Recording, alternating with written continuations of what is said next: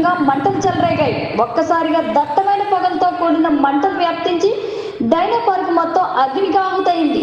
విషయం తెలుసుకున్న పార్కు సిబ్బంది ఘటనా స్థలానికి చేరుకుని వెంటనే ఫైర్ సిబ్బందికి పోలీసులకు సమాచారం అందించారు. ఫైర్ సిబ్బంది హుటాహుటిన వచ్చి మంటలను అదుపు చేశారు. అయితే ఈ యొక్క సంఘటనలో భారీ ఆస్తి నష్టం జరిగినట్లు సమాచారం.